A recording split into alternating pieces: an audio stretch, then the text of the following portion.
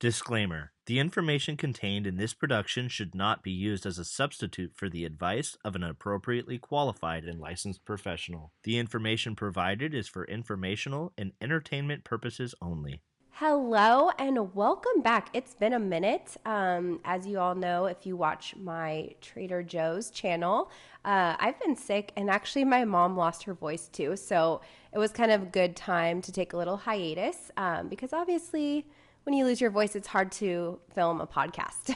I would have had to croak the podcast if I had done it then. Sound like a frog the whole time. But we are happy to be back, and we have 3 awesome questions for you guys this week. So thank you to those that wrote in. And of course, we're going to keep it anonymous as we do. But if you have a question that you would like to write into, there is an email down in the description below, and you can go ahead and ask any question, and we will talk about it in the next podcast. So before we get into it, though, as usual, please support us by giving a thumbs up and subscribing to this channel. So are we ready for the first question? I am ready. And I want to apologize for the delay. I really appreciate those of you who are asking some questions, and we want to get to it. But this was unavoidable. So apologies for the delay. Yes, for sure. The first question we are going to tackle is one that was actually asked in the comment section of a previous video that we had done. So she's saying that her husband is in prison for something that he did not do. He was a plumber at a big hospital for 31 years. He was a good husband and a good provider. Friends and relatives drop me like a hot potato. I am worried about when he comes back. The adjustment will be interesting. Any advice for me? You know, it's predicaments can be really awful. And this is an awful predicament. Beginning with that he was in prison for something he didn't do. It just feels like it happens way too often. Yeah. And that I'm so sorry to you and your family for having to experience this. And so in terms of the folks that abandoned you, because that's what they did, was they abandoned you.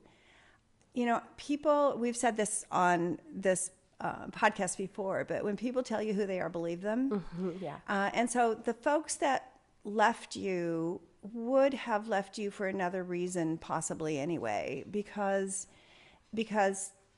when people care about you, they care about you and not what you did or how you're managing your life, or that they care about you. And so while people might not agree, or they might even not be sure about guilt or innocence, abandoning you in this is just mean.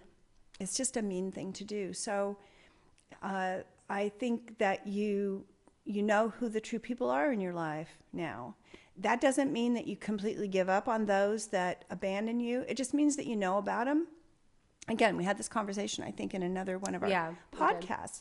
I don't think we don't have to abandon everybody or get rid of everybody in our lives that did us dirty. We just need to know that we can't trust them really, and that they will be really just a peripheral part of our lives from then on. And when your husband gets out, if he's not already, if he is, congratulations, and I'm happy for you. But you rebuild, and you start from a new perspective, and you and your husband are going to have some building to do, because that's a tough thing, and he may be a bit rightfully angry. And so I hope you get some help with this, because for you individually, how helpless you must have felt through all this, and how little that you could actually do to make it better. So you're making the best of it, and you need support. And the two of you, I truly believe, it's going to be helpful for you if you have somebody to talk to, whether it's a counselor or a minister or a rabbi or an imam. Talk to somebody and unload and unpack and find your new way of being. It's like I said, this is just really tough, and I'm so sorry for the situation you're in. Yeah, I actually, think it's interesting that even if why he was in or put into jail was for a good reason or something that he actually did, I find it interesting that friends and family would drop you because it's not like you're the one that went to jail. I feel like it just seems kind of like, I don't know, a little bit selfish of those people, and maybe they just don't understand, or maybe they are fearful of being associated with you, which I think is really terrible because it's, like I said, you're not the one that went to jail, and at this point in your life you're probably needing more support than you ever have.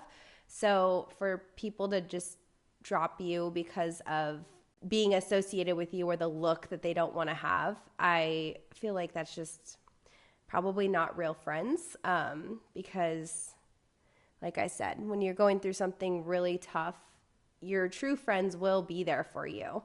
And even if it takes them a little bit, because there might be some shock factor to something so abrupt happening like this, I do think that your real friends will come around, and maybe some of them will end up apologizing later on and saying like, look, I didn't know how to handle this. I wasn't prepared for such a huge thing to happen. And even though it's not their lives, it's affecting you. And so I don't know. I think sometimes giving people a little bit of time to just maybe let it process and let them correct the course of action might be something that could happen with a few of your family and friends.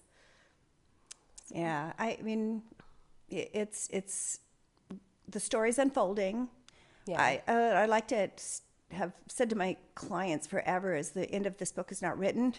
And so you're like continuing to write it. And so you think about that chapter. That chapter of your life was very difficult. For your husband, absolutely very difficult. And then starting a new chapter that you are the author of, really. Nobody else is the author of your life story except for you. And outside forces certainly impact us, that's for sure. How we respond to them is what makes a difference. And so I think being courageous, being grateful for small things, I mean, all those, it sounds trite, I know. Sometimes it can change how we're looking at what's going on in our life. And I really encourage you to continue to be strong, to continue to support your husband, because he deserves and earned the support as well. And I hope if you'd let us know how this turns out, I would really like to, I'd be interested to know what's next for you. Totally. I agree. We are now going to move on to the next question that was written into our email. So this question says, my husband and I have been married for 5 years now. While he is kind and caring and we have a great relationship, there is a significant problem we are facing. My husband has a history of depression, and before we started dating, he was briefly prescribed a low dose of antidepressant medication. He doesn't believe it helped him at that time. Now he thinks he doesn't have depression and doesn't need therapy. Even if he is depressed, he believes psychiatrists or psychologists can't help. Although he doesn't exhibit overall symptoms of depression, he does experience episodes of sadness when things don't go as planned. He is generally happy only when everything is going well. To provide a bit of more background, we were classmates in undergrad and graduate school. He is incredibly intelligent and talented, but his professional life hasn't gone as expected, which had an impact on his well-being. He believes that he is not living up to his potential. During his PhD, his advisor left and he had to work with another professor, which added a year of his studies. The last 2 years of his PhD were incredibly difficult for both of us. I was under pressure to defend my thesis and find a job, all while dealing with a depressed husband at home. I felt that my success reminded him of his failure, even though he repeatedly expressed pride in my achievements. After my graduation, I was fortunate to find a good job, which added more pressure on him. Unfortunately, with the challenges of COVID-19 and the recession, it was hard for him to find a job. He graduated last summer, 1 year after my graduation, and found a job in a startup. But his salary is almost half of mine, and he doesn't enjoy his job, leading to occasional bouts of depression. When I was recently promoted at work and shared the news with him, he said he was proud of me and happy for me. However, I believe this triggered his depression again and reminded him of his perceived failure. I am exhausted from dealing with this situation. I try to be understanding and supportive, but I don't see him making an effort to improve or acknowledging the impact of his attitude and depression on me. I've had some achievements in the past few years, but I couldn't fully celebrate them because the success reminds him of his struggles. We are both immigrants without family here. I once went to therapy myself to discuss our situation, but the therapist advised that if he is unwilling to seek help, there is little I can do except ensure my own happiness and well-being. I want to emphasize that I love him and he loves me deeply. However, I'm unsure how to navigate the situation. He is unwilling to talk about it, and when he's sad, he becomes completely silent. In the past week, I don't think he's spoken more than 10 to 20 sentences. During a recent argument, I expressed how his sadness and silence impact me, but he said he has his own problems to deal with and can't be expected to pay more attention to me in this situation, and that I am being unreasonable. I would appreciate any advice or insights you can offer on how to address this issue. Well, I first of all appreciate the thorough background because it gives us a little bit better of a picture. And I do think that this is got to be really hard on both of you guys. It is. It's hard on both of you. And I think the therapist that you talked to is actually right on, because we can't make other people happy, that's for sure. We can join in their misery, and then we can both be miserable. And I appreciate how that didn't fit for you at the time, as your husband believing that psychotropic medication or talk therapy won't help him. Sometimes our ideas around things shift, and so let's see if maybe you're at a point now where your ideas may have shifted since your last therapy interaction, because this is going to sound mean, I think, but you're being held hostage at this point by his depression. I'm not disregarding depression's for real, and it's a chemical thing, and it's difficult and it's unpleasant for the person who's depressed. However, when there's a possibility of help, because medication, and we talked about this before too, is not a panacea. Medication takes time to figure out the right one because everybody's body chemistry is different. And it takes about 6 weeks for it to level out so that you're feeling even the effects, the full effects of the medication. So there's options for him, and that he, at that point anyway, and again, maybe he will move the needle a little bit at this point since he's been struggling, that your life is equally as important, and your accomplishments are amazing. A PhD is so hard to get. Congratulations to both of you for navigating that system, because that is not easy. And that you are continuing to do well in your chosen field, and you are seen as capable and have esteem from colleagues so that you're getting promotions, is a tribute to the two lives you're leading. You lead one at home as a cheerleader, as a Supportive. as a supportive partner, and that's the breadwinner too. Exactly, and making more money, which it's so interesting to me. There was a poll that was taken, and I think this was among college men actually, and the question was, would you be in a relationship with a female, a heterosexual relationship with a female who makes more than you? And like 80% of them said, heck yeah. Of course. Let her work. Let her make the money. I'm good with that. But I think that there's still some patriarchy that suggests that men need to be the breadwinners and they need to make the most money and they need to be the ones who are, being the primary person in the family in terms of making money. And so it's a stigma for men. It can be a stigma, and depending on where you immigrated from, it could be even a bigger stigma. True, that's cultural. Some cultural piece to that. So I think, for you, it must be exhausting, as I said, to be living these two lives, and your work life, while it sounds like you're doing well, may have some fatigue associated with it too, because you are striving and you are young and you are on your way up.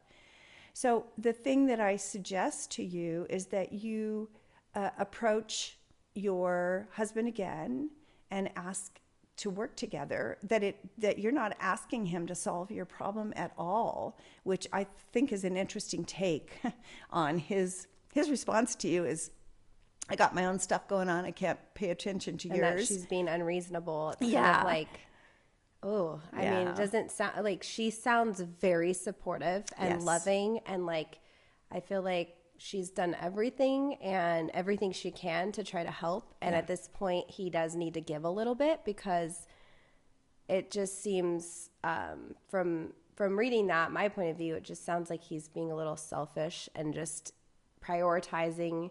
And of course, when you're in that depression or you're in the moment, I'm sure it's very hard to get out of that and to kind of see the outer picture, because he's probably just so deep down into his depression that you can't just pop out of that hole and be like, hello, I see everything with this perspective. So I want to, like you said, depression is a very serious thing, and it feels very hopeless, and the people around you feel helpless. So I think that's a huge difficulty, because as supportive as you're being and as understanding, your needs are not being met, and that is equally as important as his needs needing to be met. So I think there definitely needs to be a compromise. And maybe, do you have any, I guess, like suggestions on how she could present how she feels to make an impact in his mind, in a way to like present that to him for him to understand and fully maybe like snap out of it for a second? When a person's in a really deep depression, everything feels heavy. It feels like underwater with weights on your feet. And you try to get up so you can breathe. But that's just exhausting, because you're trying so hard to get up to get the air.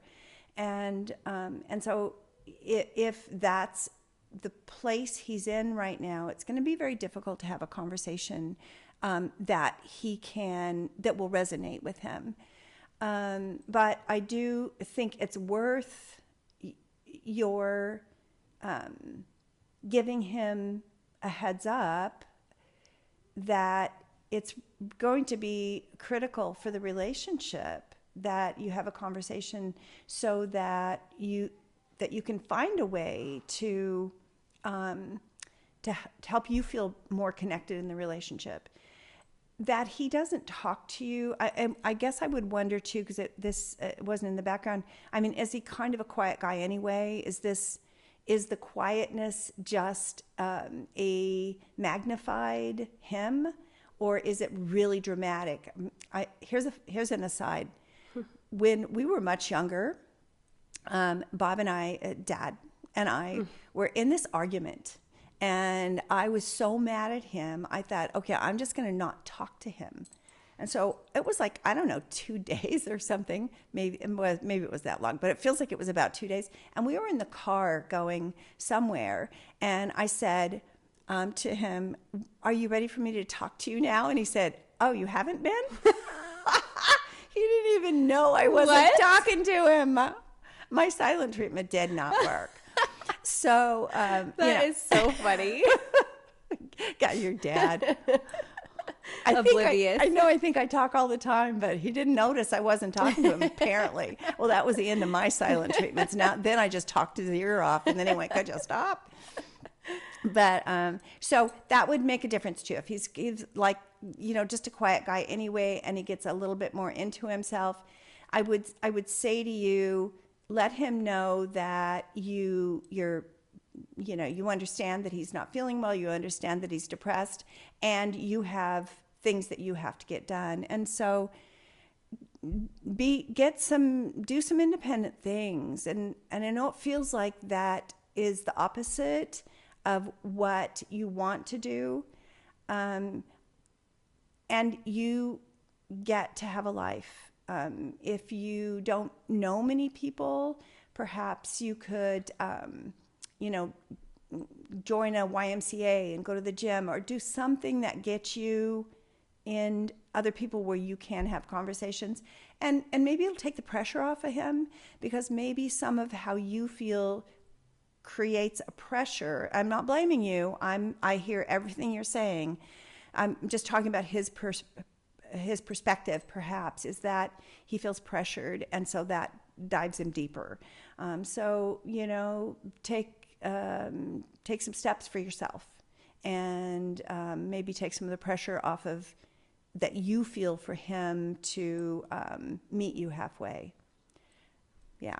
I mean, I think something that makes me so sad for her is that she's so accomplished, and she's done so many amazing things, incredible things in her life, including her career, which she said she loves, and she wants to celebrate these accomplishments. And it would be, for me, really hard not to have my partner want to share in that success. And I know she said that he's verbally said he's proud of her, but I feel like it might be the unsaid words, the body language and things that makes her think that it's not a genuine feeling, or what he's really saying doesn't really resonate with her in a genuine way. And I think that that's really got to be hard. And I fear that might even send you in a depression, because when you're constantly worried about hurting your partner's feelings, or you are pushing down your accomplishments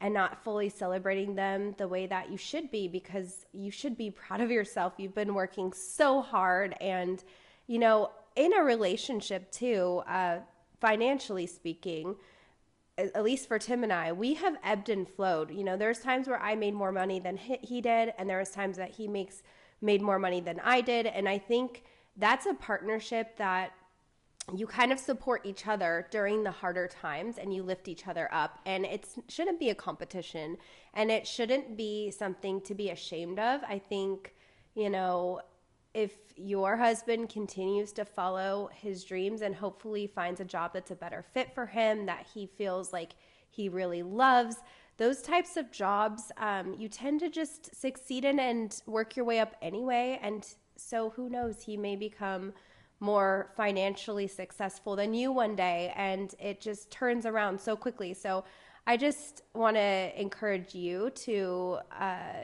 try to give yourself some pats on the back, say you're proud of who you are and what you've accomplished, and truly believe that, because I think it would be really tough for me, at least, to have my partner not want to celebrate or feel bad about themselves if I was doing something successful, because it has nothing to do with him.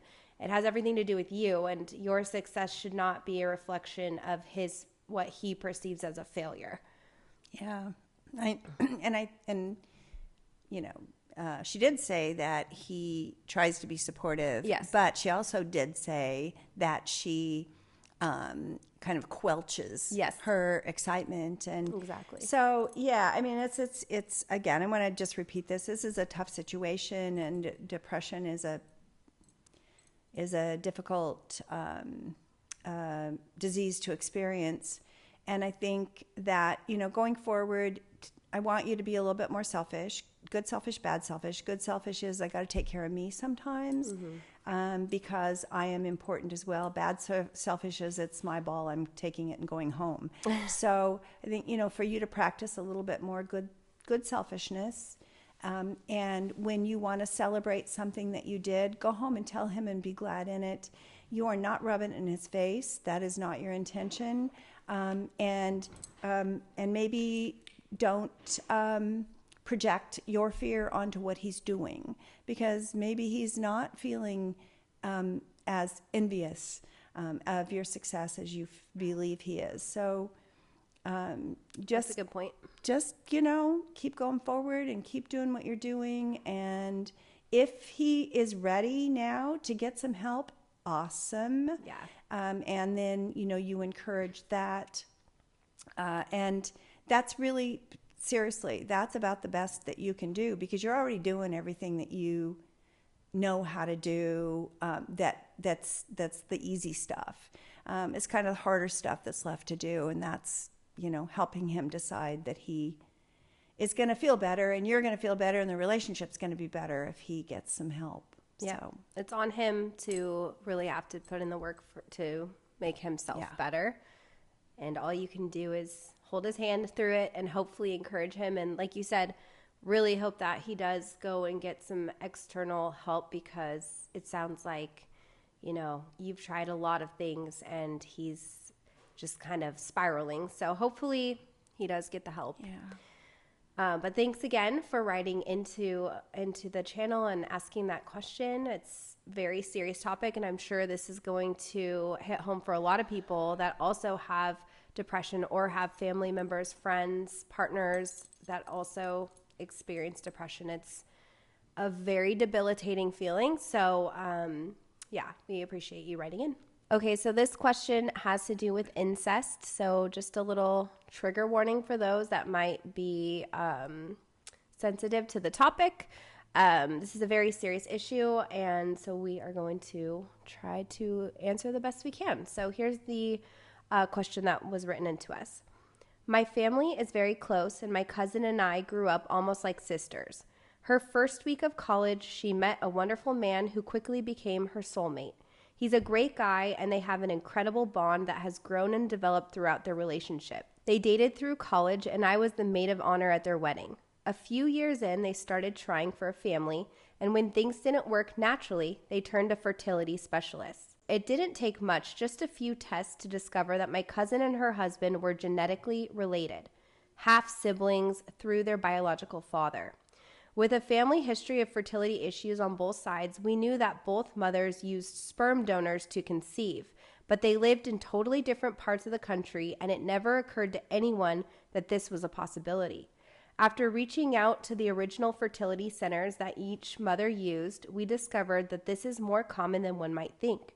25 plus years ago, sperm banks did not have nearly as many donors to choose from, and with the ease of genetic testing now, adults conceived this way are often discovering half-siblings from their donor. This whole thing has left my family devastated and split about how to move forward. Some family members are supportive of them staying together. Others are adamantly opposed, and everyone is feeling the weight of having to conceal the truth from everyone except close family. My cousin and her husband have been living in separation limbo ever since, completely torn on what to do. They love each other deeply and want to spend the rest of their lives together, but it's as hard to envision that life together working out now as it is to envision them apart. Other than loving my cousin and wanting her to be happy, I'm not sure how I feel about this situation and the idea of them living in incest. What advice would you give on how to support my cousin and her husband in this trying time? Well, this is a real doozy. Oh, this is, once you got that and read it to me, I did some research. Oh, you did? I did. Okay. And it is not as uncommon as one would think.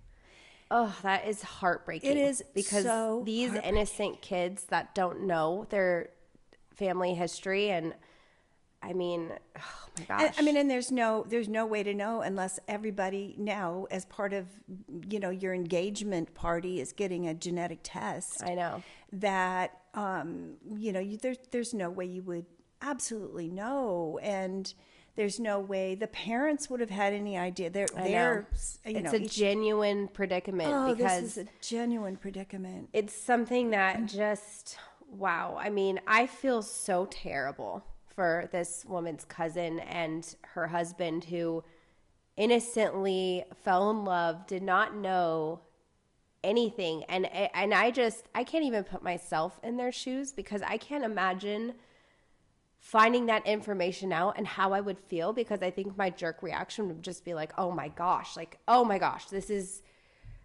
and like, how do you just turn off that love switch? Like, I love this person, I've built a life with them, Right. and then all of a sudden, everything that you've known up until that moment has just crashed down. And I mean, I don't know. Well, it's really awful. And and what's really more awful is, as I was reading this, it talked about that this is illegal in most states. Their marriage is illegal because it's considered incest. And So is it not a real marriage? well, it's a real marriage, but it's just an illegal marriage. Okay. So they could probably have it annulled, but Right. that's not even the point. This really does taint the situation in such a horrible way. And I feel so badly. I know. I don't know how you'll even figure out how to navigate this, because the only answer is a bad answer.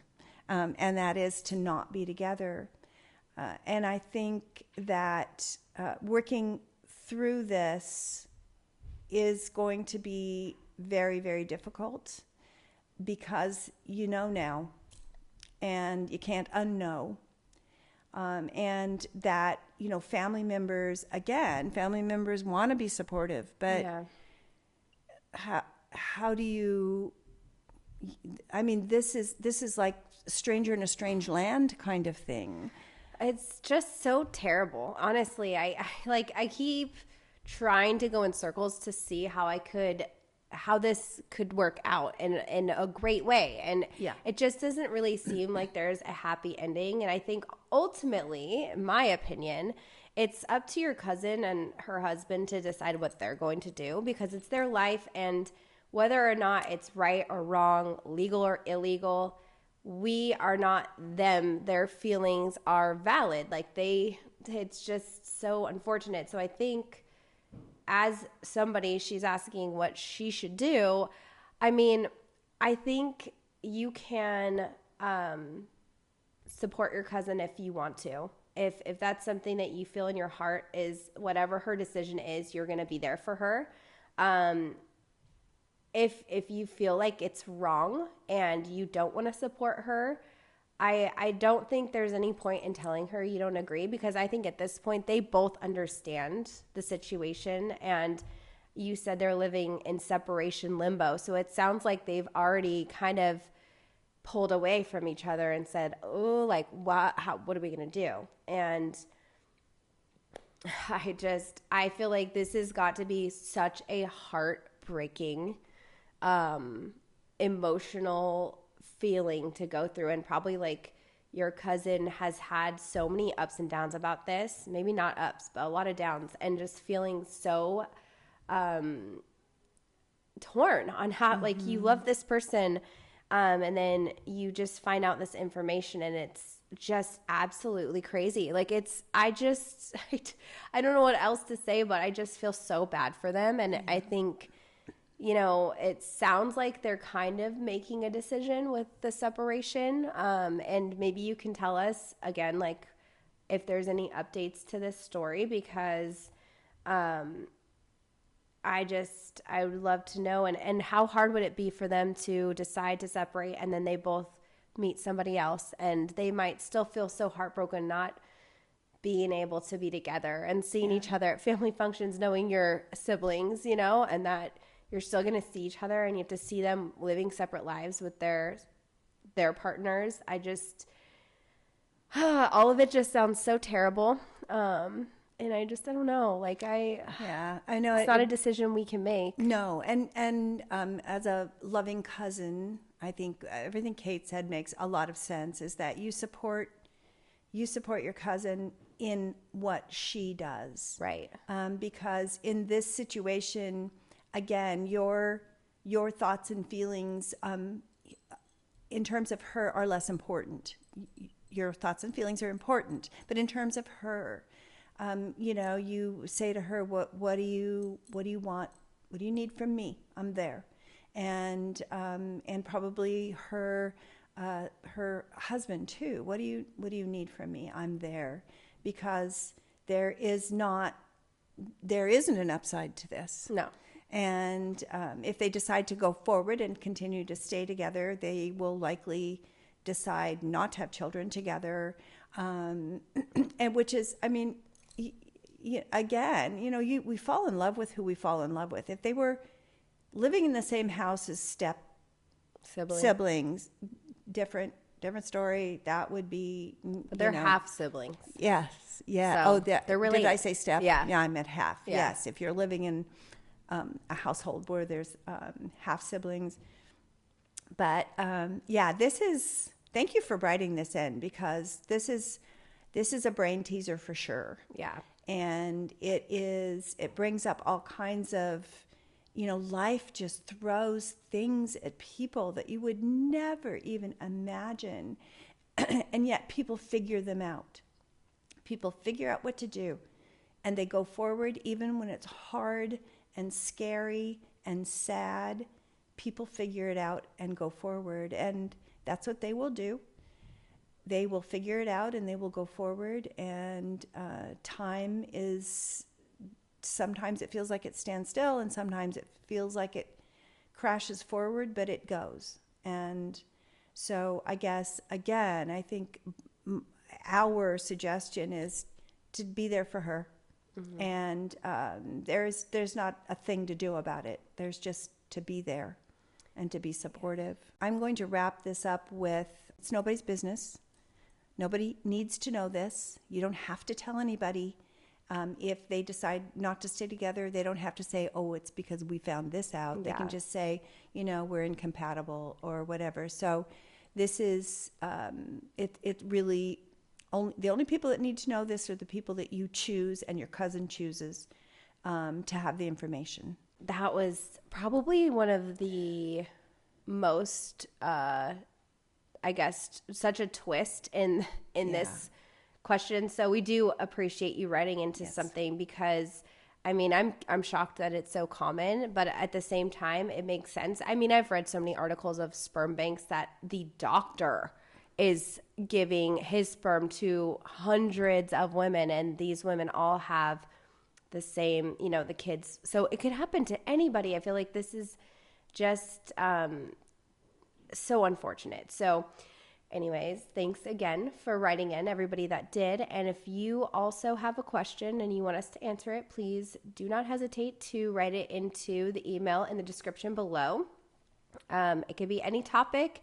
It could be related to pretty much anything. We're open to taking questions, even happy questions. But yeah, some of these more intricate and very interesting questions are really, they're good for us. I feel like they're really getting the wheels turning in our brains, and we're happy to try to help you guys. So thank you again for watching, and we look forward to seeing you guys next week. We have a fun episode next week where we're just going to be talking about age and getting older, and a perspective from my generation and a perspective from my mom. So right. We got a millennial and a boomer. Yeah. And we're going to have that conversation.